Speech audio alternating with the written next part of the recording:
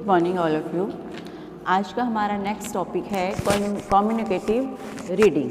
ठीक है, तो सबसे पहले अगर हम बात करते हैं कि यह शब्द कहाँ से उत्पन्न हुआ, तो कम्युनिकेशन शब्द की उत्पत्ति लैटिन भाषा के शब्द कम्युनिकेयर से हुई है। ठीक है, जिसका अर्थ है टू शेयर। तो इस प्रकार हम कह सकते हैं कि जो कम्युनिकेटिव रीडर है वो जो पढ़े गए पाठ के विचारों में सूचनाओं को अन्य व्यक्ति को संप्रेषित करता है, वो क्या है, कम्युनिकेटिव रीडर है। ठीक है, वैसे तो अगर हम देखते हैं तो रीडिंग का अर्थ है शाब्दिक और अशाब्दिक एवं लिखित या मौखिक जो माध्यम से प्रकट की गई सूचना को पढ़कर ग्रहण करना। तो ये क्या है, रीडिंग का अर्थ है। तो हम कह सकते हैं कि इस प्रकार जो पाठ्य सामग्री या पाठ को पढ़कर उसने जो वर्णित सूचनाएं होती हैं या संदेश का आदान प्रदान होता है, वही क्या कहलाता है, कम्युनिकेशन रीडिंग। ठीक है, कम्युनिकेटिव बोल दीजिए या कम्युनिकेशन बोल दीजिए। तो इसमें हमारा जो अगर हम बात करते हैं तो अकॉर्डिंग टू नॉरिस के अकॉर्डिंग क्या है कि जो अभिव्यक्तिशील पठन नीतियां हैं वो विद्यार्थियों को लिखित सामग्री का संवाद, मतलब कहने का जो उसके इशारे होते हैं, उसके हाव भाव होते हैं और संकेतों के द्वारा अर्थ समझने की क्या है, सहायता करती है।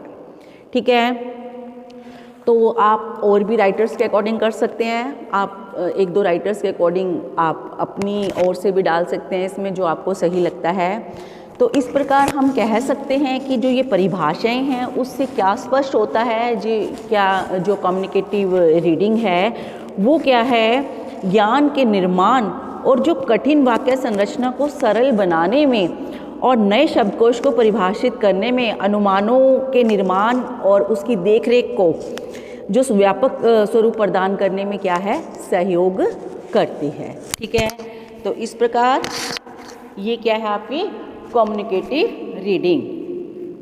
अगर हम इसका कंसेप्ट करते हैं कि कंसेप्ट ऑफ कम्युनिकेटिव रीडिंग या रीडर, तो हम क्या कहेंगे कि जो हमारी कम्युनिकेटिव रीडर है जो हमारा, उसकी अवधारणा का जो विकास है वो मैकाले, हॉलिडे एंड डेलहैम्स के प्रयासों से 1980 के आसपास हुआ। ठीक है, तो इनके अनुसार जो कम्युनिकेटिव रीडिंग है उसमें क्या है, पाठ या पाठ्य सामग्री का अर्थ ग्रहण करने के लिए जो पाठ की बाह्य, कहने का मतलब भाषाई तत्व, जो पाठ की परिप्रेक्ष्य व लेखकों के पाठ लिखने के लिए उद्देश्य से जो संप्रेषण या बातचीत करती है। ठीक है, और उसके पश्चात ग्रहण की गई लिखित सामग्री या मौखिक सामग्री जो रूप से लिए गए, जैसे लोगों तो क्या है, लिखित या मौखिक सामग्री का उद्देश्य क्या है, लोगों तक पहुंचाना। तो मौखिक रूप से भी लोगों तक पहुंचाना है, चाहे लिखित हो चाहे मौखिक हो। तो इस प्रकार जो पाठ की सूचनाएं हैं प्राप्त करना और उसके संरक्षण की प्रक्रिया को ही कम्युनिकेटिव रीडिंग कहा जाता है। ठीक है, तो इस प्रकार हम कह सकते हैं ये कम्युनिकेटिव रीडिंग है। ठीक है, इसके पश्चात अगर हम बात करते हैं तो जैकब्स का, तो इन्होंने क्या कहा है कि अपने विचार के अकॉर्डिंग विचार दिया है कि जो संप्रेक्षात्मक पठन के क्या है, केवल जो रीडिंग है उसको ही अधिक प्रभावशाली नहीं, बल्कि जो कौशल्स हैं, स्किल है चिंतन की, उसको भी आलोचनात्मक एवं सृजनात्मक क्रिएटिविटी स्वरूप प्रदान करने में क्या है, हेल्प करता है।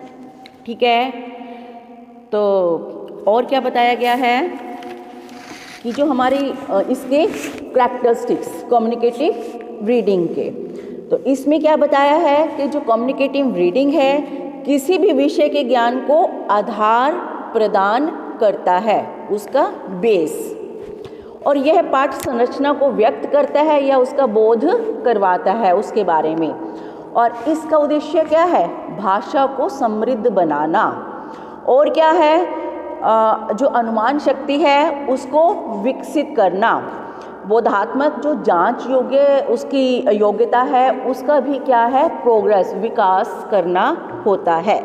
तो इसमें नए नए जो शब्दकोश है उसका ज्ञान भी प्राप्त होता है। तो ये है इसकी करैक्टरिस्टिक्स। उसके बाद अगर हम बात करते हैं time types of communicative reading.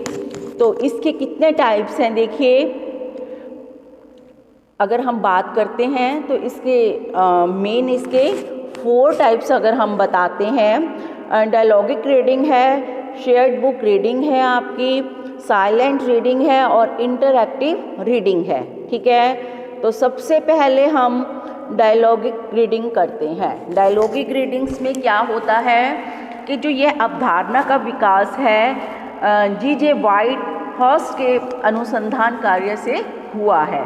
ठीक है, तो इसमें क्या करते हैं विद्यार्थी, भाषा या विषय का जो विकास है वो संवादों के द्वारा करवाया जाता है और ये धारणा क्या है, सहपाठी क्रम पर ही निर्भर करती है।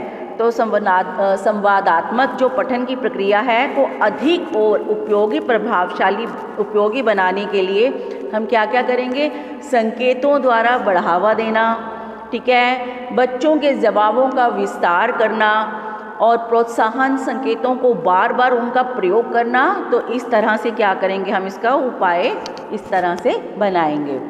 Next, shared book reading. Shared book reading क्या होती है, जो पठन में इसमें विद्यार्थी आपस में पुस्तक को एक साथ प्रयोग करना सीखते हैं। तो इसमें कैसे है कि कक्ष में जब अध्यापक द्वारा शिक्षण अधिगम से पहले विद्यार्थी पूर्व पाठ की प्रक्रिया के संचालन में जब पुस्तक का प्रयोग करता है तो पाठ के बारे में भी क्या है, अनुमान लगाने के लिए वो प्रयत्न करता है। ठीक है, और कक्ष में जो अध्यापक है वो शिक्षण अधिगम के तुरंत बाद ही दौरान ही पुस्तक पठन की प्रक्रिया उसमें चलती है। ठीक है, तो इस प्रकार ये है हमारी शेयर्ड बुक रीडिंग। थर्ड है हमारी साइलेंट रीडिंग। ठीक है, या हम पहले लाउड रीडिंग कर लेते हैं। इसमें हमारे जो लाउड रीडिंग है और साइलेंट रीडिंग है और इंटरैक्टिव, तो 3 की जगह हम अगर लाउड को मिलाते हैं तो ये हमारी 4 की जगह 5 हो जाती है। लाउड रीडिंग को भी हम इसमें मेन ले लेते हैं, सस्वर वाचन। तो यह वह पठन विधि है जिसमें पाठ्य सामग्री या पाठ को ऊंचे स्वर में पढ़ा जाता है, ऊंचे, लाउड, जोर से। जैसे ये लाउड स्पीकर्स हम यूज़ करते हैं कार्यक्रम्स में, छोटे छोटे होते हैं, बड़े बड़े कार्यक्रम्स होते हैं, तो उसमें क्या आवाज़ ऊंचे स्तर पे जाती है, जिसमें पाठ्य सामग्री या पाठ को हम ऊंचे स्वर में पढ़ते हैं। तो जिससे पाठक या विद्यार्थी की जो पठन कौशल क्षमता है उसका विकास होता है। ठीक है, और साथ में क्या है, इस पठन के दौरान जो विद्यार्थी हैं उनकी कल्पना, ज्ञान, शब्दकोश आदि इत्यादि का भी साथ में ही विकास होता है। नेक्स्ट है आपकी साइलेंट रीडिंग, जिसको हम मौन रीडिंग भी कहते हैं। देखिए, किसी भी लिखित या सामग्री या पाठ्य पुस्तक को बिना आवाज़ के पढ़ना, अगर हम जनरल भाषा में बात करते हैं तो वो क्या है, मौन रीडिंग। और उसको जो शब्द हैं जो हम पढ़ रहे हैं उसको ग्रहण करना। ऐसा नहीं है कि वो ग्रहण ही नहीं कर रहे, हम ग्रहण करना मौन पाठ कहलाता है। तो मौन पठन में क्या होता है कि सहायता से विद्यार्थियों में पठन क्षमता का विकास होता है और उसमें चिंतन क्षमता का भी उसके साथ साथ विकास होता है। तो यह 2 रूप में होती है, गहन अध्ययन करना और तीव्र गति से वाचन करना, 2 तरह से। नेक्स्ट है इंटरैक्टिव रीडिंग। इंटरैक्टिव रीडिंग क्या होती है कि इसमें पठन की जो धारणा होती है उसका प्रतिपादन अगर हम इसमें कहते हैं तो डेविड ई रुमलहत ने 1977 में किया, जिसके अनुसार जो हम पढ़ने के दौरान क्या करते हैं, भाषा तत्व एवं जो दिमाग है हमारा, पाठ्य सामग्री का विश्लेषण है वो किस प्रकार करना है, इस प्रकार का अध्ययन किया जाता है। तो ये थे हमारे 5 तरह के, ठीक है, कम्युनिकेटिव रीडिंग के प्रकार।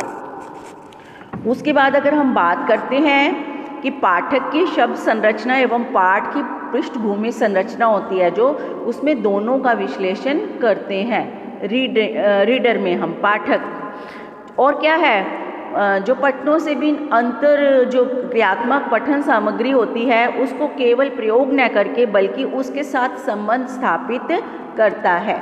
ठीक है, और इस प्रकार हम देखते हैं कि ये जो पठन जो पाठक पठन प्रकार का पाठक के रूप में जो टेक्स्ट के साथ हम अंतःक्रिया संबंध बनाते हैं वो भी आगे 3 उसके तत्वों में वर्णन किया गया है, जो कि हम कल करेंगे। मैं बता दूं कौन कौन से 3 हैं। Objective of writer to write a text, second है प्रेजेंटेशन ऑफ लेसन, थर्ड है आपका establish relations between previous knowledge of the reader and meaning acquisitions. तो इस तरह से इसके बारे में बताया जाएगा। ठीक है बेटा, तो आपका 1-2 ही टॉपिक रह गए हैं, फिर ये फाइल बनाएंगे हम लोग, आपको मैटर और अच्छे से बता दिया जाएगा। ठीक है, तो कल हम और नेक्स्ट टॉपिक इसके बारे में थोड़ा पढ़ के फिर हम नेक्स्ट टॉपिक करेंगे। ठीक है बेटा, तो ये आज के लिए आपका इतना ही है। इतने के लिए थैंक यू।